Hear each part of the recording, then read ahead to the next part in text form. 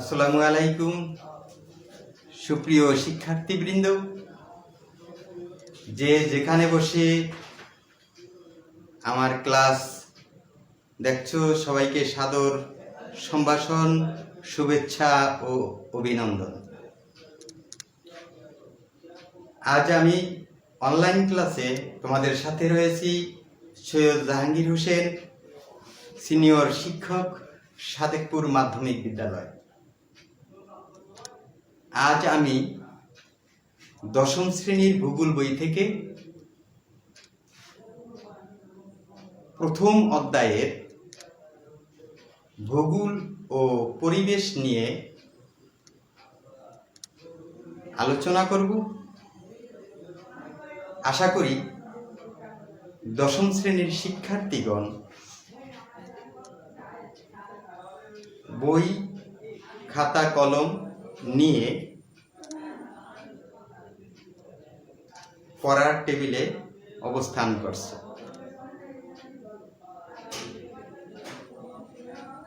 তোমরা যারা 2021 সালের দশম শ্রেণীতে অধ্যয়নরত, তাদের জন্য একটি সংক্ষিপ্ত সিলেবাস দেওয়া আছে। অর্থাৎ তোমরা 2022 সালের এসএসসি পরীক্ষার্থী। তোমরা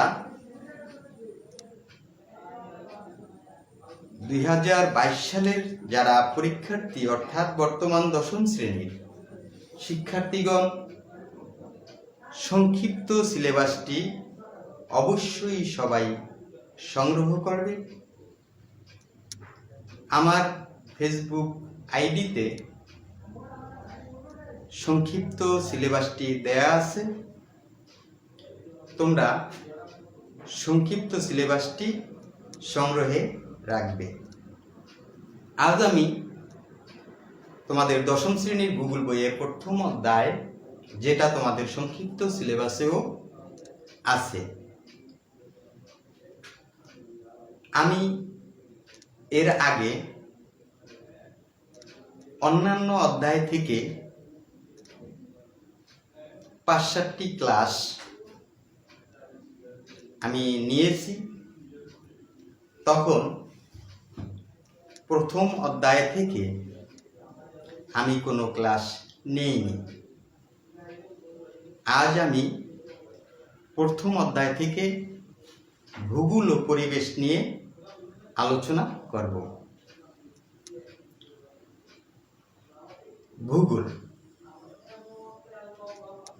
আমরা ছোটবেলায় ভূগোল, ভূ অর্থ পৃথিবী আর গোল অর্থ তো গোল, পৃথিবী গোল।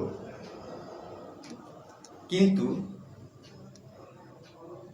ফুটবল যদি গোল হয় তাহলে পৃথিবী গোল নয়।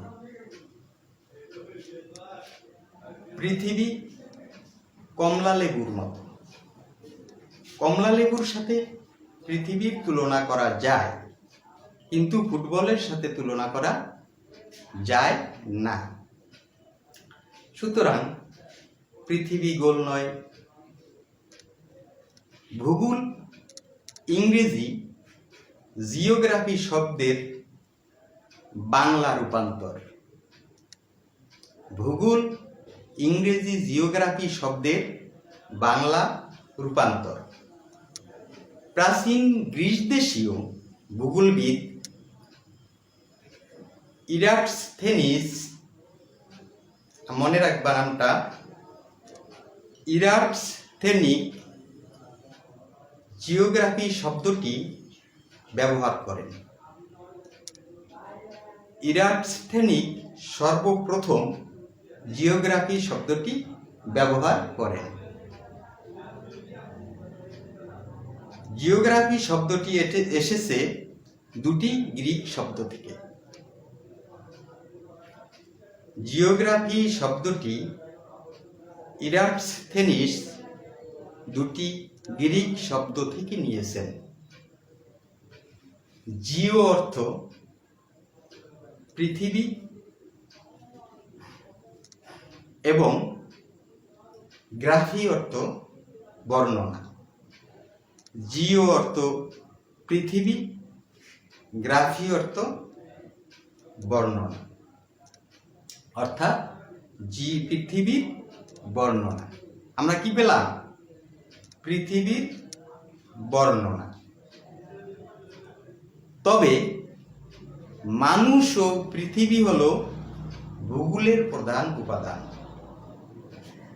আমরা যে ভূগোল নিয়ে আলোচনা করব, সে ভূগোলের প্রধান উপাদান হলো মানুষ এবং পৃথিবী। মানুষের প্রয়োজনে সৃষ্টিকর্তা কি কি সৃষ্টি করেছেন, কি কি বিষয়বস্তু এই পৃথিবীর বুকে আছে, এবং বস্তু সংশ্লিষ্ট মানুষ, মানুষ সংশ্লিষ্ট বস্তু, এই দুটি বিষয়ের মধ্যেই আলোচনা। অধ্যাপক রেনারের মতে ভূগোল হলো একটি বিজ্ঞান। অধ্যাপক রেনার বলেছেন ভূগোল হলো একটি বিজ্ঞান যা পৃথিবী এবং পৃথিবীর মানুষ সম্পর্কে আলোচনা করে। অধ্যাপক রেনার বলেছেন ভূগোল হলো একটি বিজ্ঞান যা পৃথিবী এবং পৃথিবীর মানুষ সম্পর্কে আলোচনা করে। ভূগোল এবং ভূগোলের পরিধি ও বিষয়বস্তু। আমি এখন আলোচনা করব ভূগোল ও পরিবেশ ও বিষয়বস্তু। যেহেতু মানুষ এবং পৃথিবীর অন্যান্য উপাদান নিয়ে ভূগোল আলোচনা করে, ভূগোলের প্রধান বিষয়ই মানুষ এবং পৃথিবীর অন্যান্য উপাদান। সেই উপাদানের মধ্যে অনেক কিছু রয়েছে। সাগর, মহাসাগর, পাহাড়, পর্বত, সাগরের তলদেশ, আকাশ পথ, আকাশ, বিশ্ব ব্রহ্মাণ্ড, ভূপৃষ্ঠ, ভূ অভ্যন্তর, জলবায়ু, আবহাওয়া, বায়ুর চাপ তাপ আর্দ্রতা, মানুষ এবং মানুষের আশেপাশের পরিবেশ, এইগুলোই হলো ভূগোলের মূল বিষয়বস্তু। আর ভূগোল এগুলো নিয়েই আলোচনা করে। ভূগোল ও পরিবেশের শ্রেণীবিভাগ। ভূগোল ও পরিবেশকে দুটি শ্রেণীতে বিভক্ত করা হয়েছে। একটি হলো প্রাকৃতিক ভূগোল, আরেকটি হলো মানব ভূগোল। একটি হলো প্রাকৃতিক ভূগোল, আরেকটি হলো মানব ভূগোল। প্রাকৃতিক ভূগোল যে বিষয়বস্তুগুলো মানুষ সৃষ্টি করে নাই,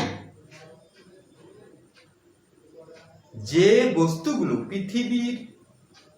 পৃথিবীর বাইরে, পৃথিবীর ভেতরে, যে বস্তুগুলো মানুষ তৈরি করে নাই, সে বস্তুগুলোই, অর্থাৎ সৃষ্টিকর্তা তৈরি করেছেন, সে বস্তুগুলোই হলো প্রাকৃতিক ভূগোল।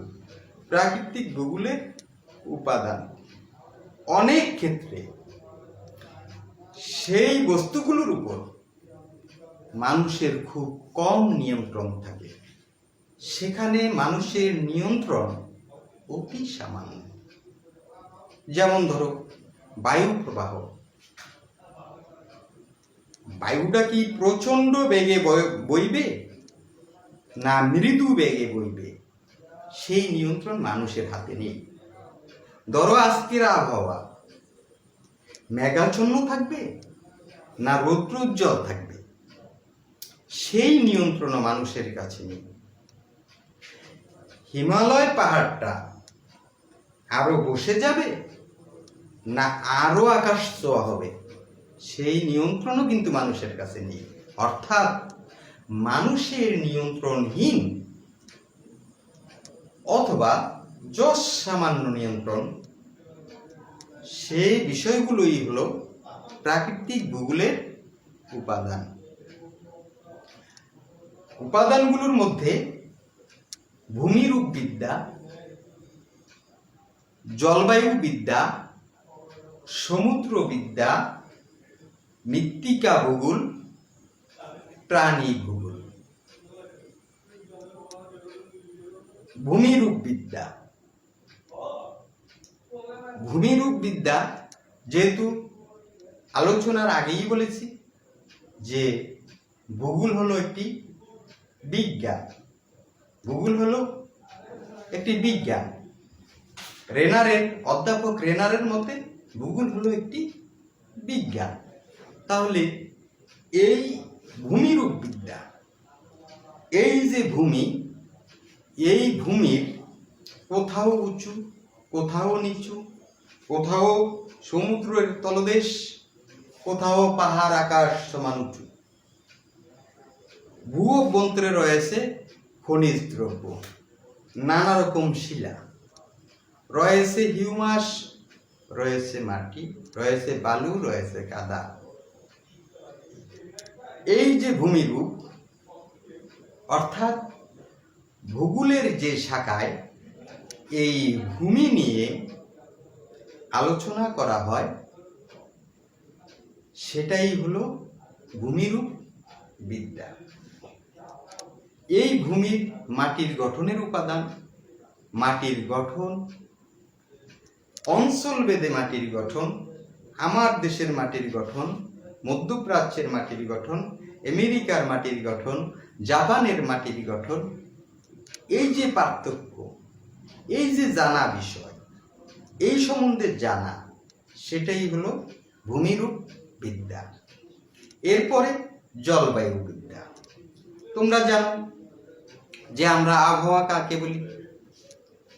আবহাওয়া আমরা বলি কোন স্থানের বায়ু প্রবাহের অবস্থা, তুষারপাতের অবস্থা, কোন স্থানের বায়ুর আর্দ্রতা, চাপ, সূর্যের তাপ, মেঘাচ্ছন্নতা, আকাশ পরিষ্কার, রৌদ্রোজ্জ্বল, এই যে দৈনিক অবস্থা, এই দৈনিক অবস্থাকে বলা হয় আবহাওয়া।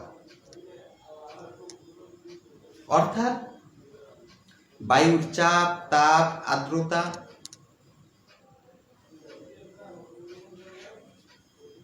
দিনের সার্বিক অবস্থা, সেটাই হলো আবহাওয়া। এবং কোন স্থানের 25-30 বছরের আবহাওয়ার গড়ফলই হলো ওই স্থানের জলবায়ু। পৃথিবীর এক এক প্রান্তের জলবায়ু এক এক ধরনের, এক এক দেশে ঋতু বৈচিত্র্য এক এক রকমের। যেমন আমরা এখনো বাংলাদেশে 6টি ঋতুর কথা বলে থাকি। এক সময় ঠিকই 6টি ঋতু ছিল। আমরা এক ঋতু চলে গেলে আরেক ঋতু আসলে আমরা বলতে পারতাম যে শরৎ চলে গেছে, হেমন্ত এসেছে।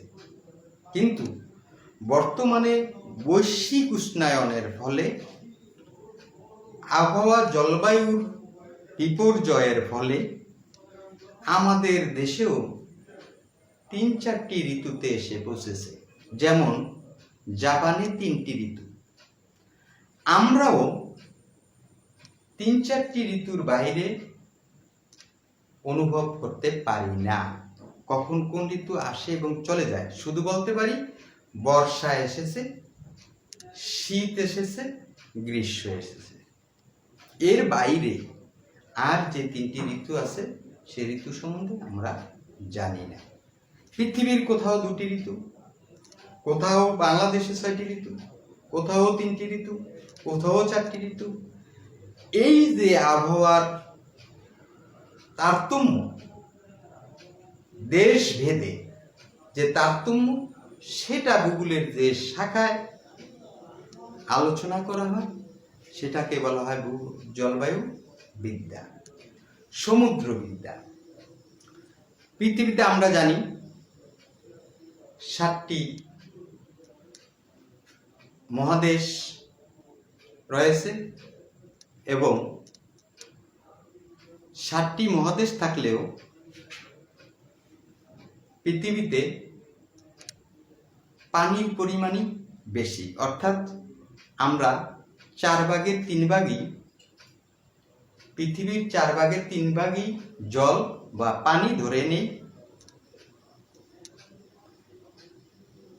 এই যে পানি, অঢেল পানির যে ভান্ডার, তা হলো সমুদ্র। এই সমুদ্রের তলদেশে রয়েছে নানা রকম জীববৈচিত্র্য। সমুদ্রের তলদেশ, সমুদ্র সম্বন্ধে ভূগোলের যে শাখায় আলোচনা করা হয় সেটাই হলো সমুদ্রবিদ্যা। মৃত্তিকা ভূগোল। মৃত্তিকা হলো এই মাটি।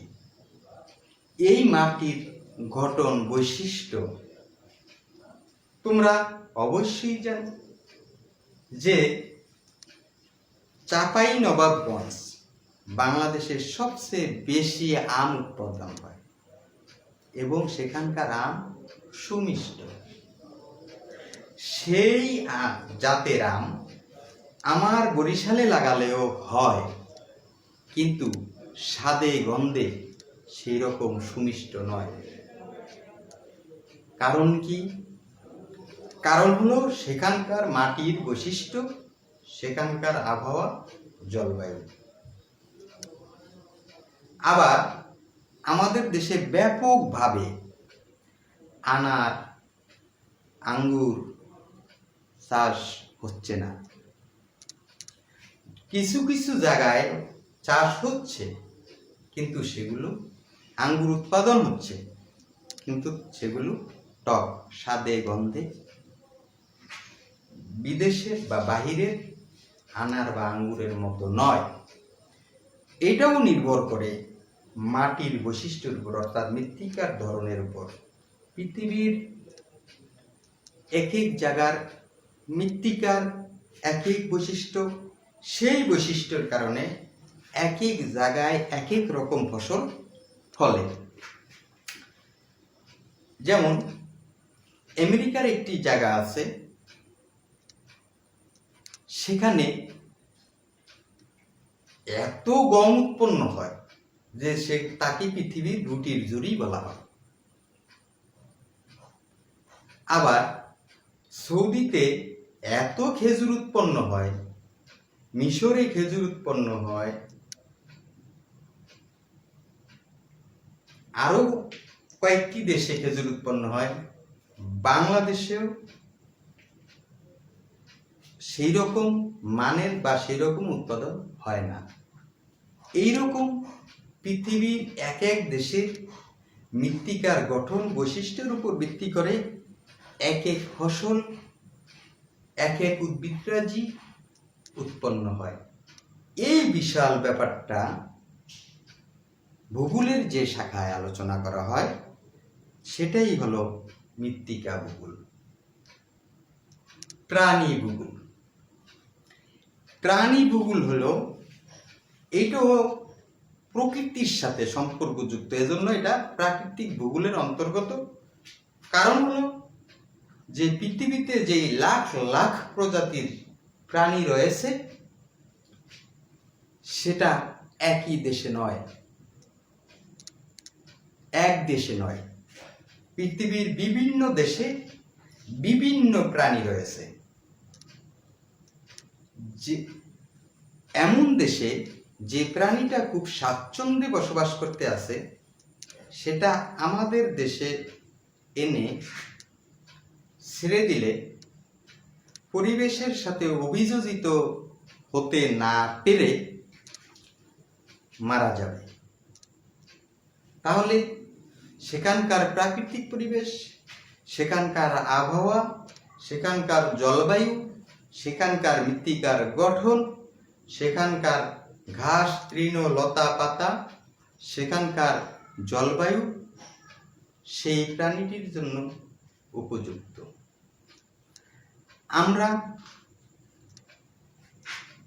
ক্যাঙ্গারু আমাদের দেশে নেই, প্লাটিপাস, কোয়েলা, এমু, লায়ার, ডিঙো, ডুগং, এইসব প্রাণীগুলো আবার অস্ট্রেলিয়ার বনে পাওয়া যায়, স্বাচ্ছন্দ্যে বসবাস করতেছে। রয়্যাল বেঙ্গল টাইগার পৃথিবীতে বাংলাদেশি রয়্যাল বেঙ্গল টাইগার, সুন্দরবনে রয়্যাল বেঙ্গল টাইগার রয়েছে। কিন্তু দেখো যে পার্বত্য চট্টগ্রামের বনে আবার রয়্যাল বেঙ্গল টাইগার নেই, একটিও নেই। পার্বত্য চট্টগ্রামের বনে হাতি রয়েছে, কিন্তু সুন্দরবনে হাতি একটিও নেই। এটা হলো অভিযোজিত হওয়া, সেখানকার প্রাকৃতিক পরিবেশের সাথে অভিযোজন করে নেয়া। অভিযোজিত না হলে সেখানে সেই প্রাণী বসবাস করতে পারে না। কেন রয়্যাল বেঙ্গল টাইগার শুধু সুন্দরবনেই জন্মে এবং সেখানেই স্বাচ্ছন্দ্য বোধ করে? কেন হাতি পার্বত্য চট্টগ্রামের বনে জন্মে এবং সেখানেই স্বাচ্ছন্দ্য বোধ করে? এই ব্যাপারটা, এই বিষয়টা ভূগোলের যে শাখায় আলোচনা করা হয় তাই হলো প্রাণী ভূগোল। এবার আমরা আসব মানব ভূগোলে। সুপ্রিয় শিক্ষার্থীবৃন্দ, আমি অতি সহজ সাবলীল এবং প্রাঞ্জল ভাষায় তোমাদের এই বিষয়টা বোঝানোর চেষ্টা করছি।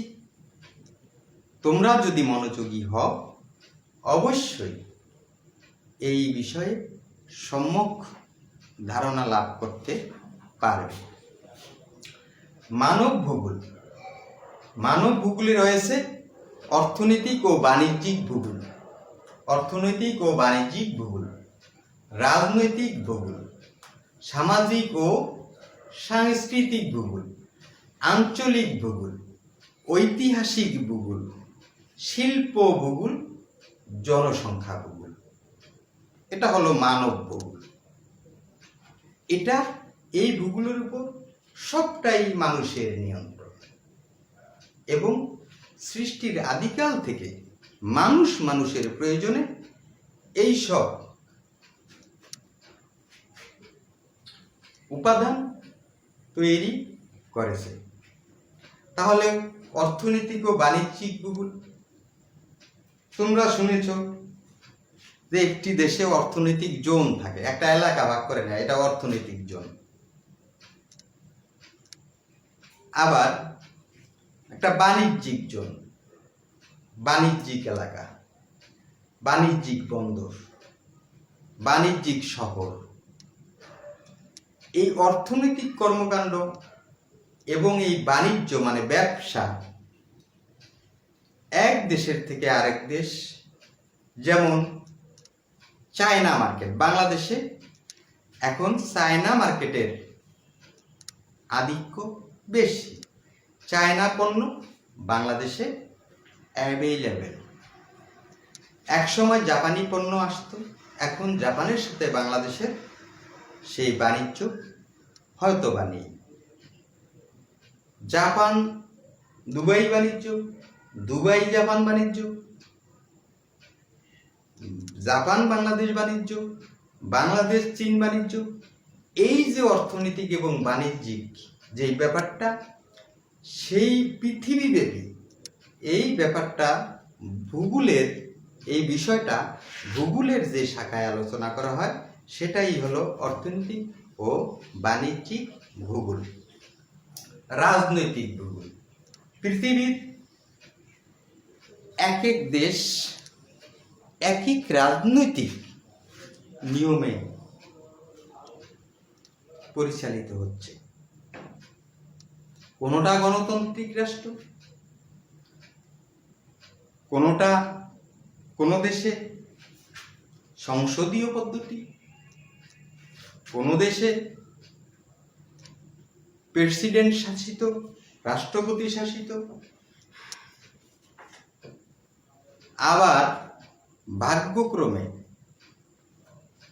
বিপর্যয়ের কারণে কোনো দেশ সেনা শাসিত। এই যে শাসন ব্যবস্থা প্রাচীনকাল থেকে কারা কোন জায়গায় কোন ভূখণ্ড শাসন করত,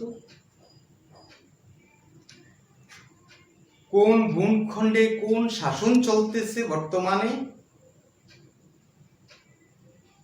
যেমন বাংলাদেশে কোন শাসন চলতেছে, কাশ্মীর কি অবস্থায় আছে, বসনিয়া হার্জাগোভিনা কি অবস্থায় আছে, ইসরায়েল ফিলিস্তিন কি অবস্থায় আছে, ভারত কি অবস্থায় আছে, পাকিস্তান কি অবস্থায় আছে, আমেরিকা কি অবস্থায় আছে।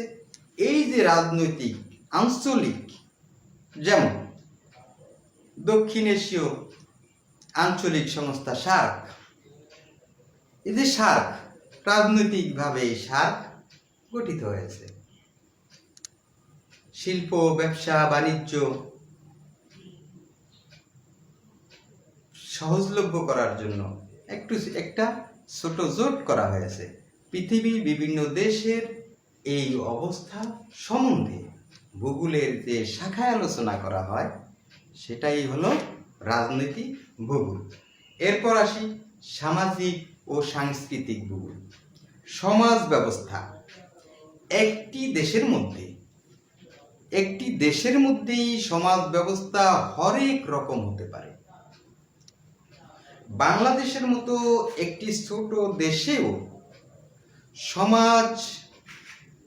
সামাজিক এবং সাংস্কৃতিক ব্যবস্থা ভিন্ন ভিন্ন ভিন্ন রকমের। বাংলাদেশে 4, 5, 10, 15 গোত্রের মানুষ রয়েছে, আরো বেশি হবে। তারা নিজ গোত্রীয় রীতিমতো তাদের সাংস্কৃতিক কর্মকাণ্ড পরিচালনা করছে। হিন্দুরা পূজা আর্চনা করছে, মুসলমান ঈদ পালন করছে, রোজা রাখছে, নামাজ পড়ে, হিন্দুরা উপাসনা করে, মন্দিরে যায়, মুসলমানরা মসজিদে যায়, বৌদ্ধরা প্যাগোডা যায়, খ্রিস্টানরা গির্জায় যায়। অর্থাৎ ধর্মীয় প্রতিষ্ঠান এটাও একটা সামাজিক এবং সাংস্কৃতিক প্রতিষ্ঠান। বাংলাদেশের ভিতরেই আমরা দেখতে পাই, যেমন সিলেটি অঞ্চলের গান, চট্টগ্রাম অঞ্চলের গান, রাজশাহী অঞ্চলের গান, বরিশাল অঞ্চলের গান।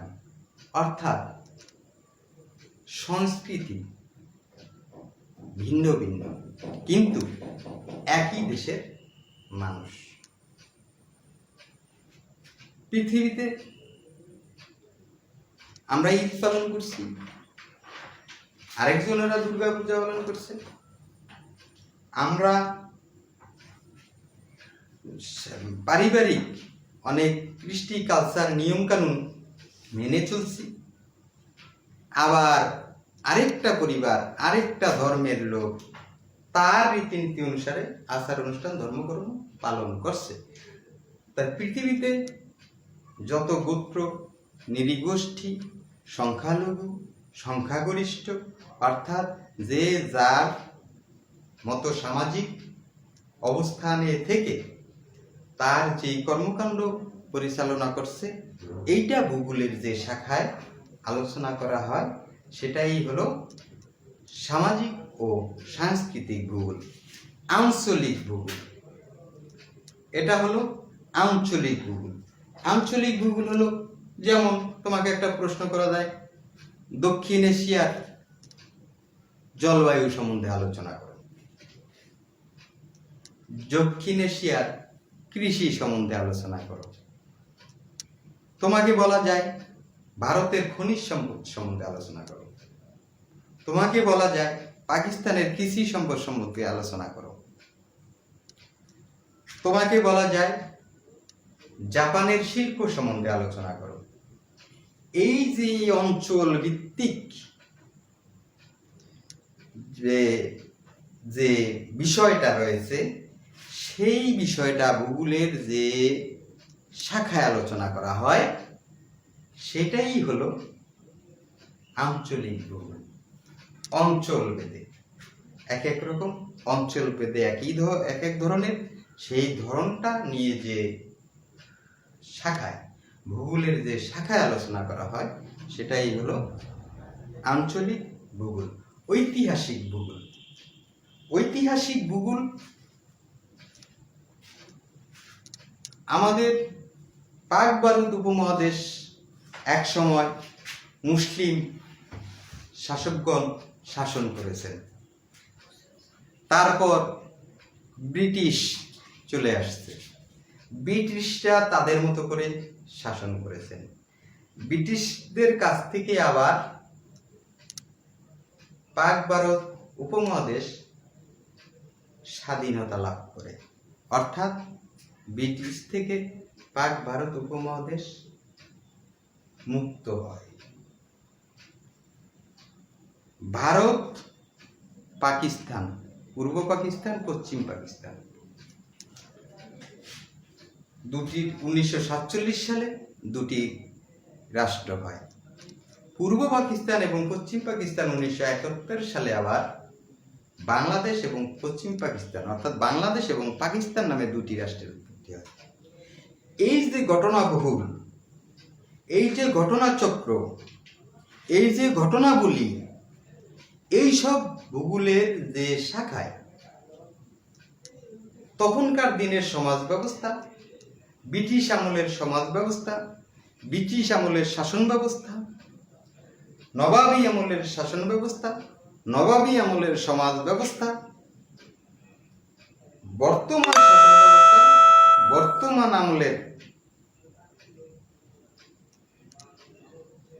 বর্তমান আমলের সমাজ ব্যবস্থা নিয়ে যে শাখায় আলোচনা করা হয় তাই হলো ঐতিহাসিক ভূগোল। শিল্প ভূগোল। শিল্প আমরা দেখতে পেতেছি যে অনেক দামি দামি জিনিস, অর্থাৎ এক এক দেশ এক এক ধরনের শিল্প পণ্য উৎপন্ন করে থাকে। যেমন কেউ মিসাইল তৈরি করে থাকে, কেউ ক্ষেপণাস্ত্র তৈরি করে থাকে, কেউ উড়োজাহাজ তৈরি করে থাকে, কেউ শিপ তৈরি করে থাকে, কেউ ভালো কাপড় তৈরি করে থাকে। অর্থাৎ এক এক দেশ এক একটা জিনিসের জন্য বিখ্যাত। এই যে পৃথিবীব্যাপী এই যে শিল্প, এই পৃথিবীব্যাপী শিল্প নিয়ে ভূগোলের যে শাখায় আলোচনা করা হয় তাকে বলা হয় শিল্প ভূগোল। জনসংখ্যা ভূগোল। আমরা জানি পৃথিবীতে প্রায় 650 কোটির উপরে জনসংখ্যা। জনসংখ্যাও ভূগোলের আওতায়। জনসংখ্যা কি জ্যামিতিক হারে বাড়ছে? জনসংখ্যা কি স্থিতিশীল আছে? জনসংখ্যা কি কমতির দিকে যাচ্ছে?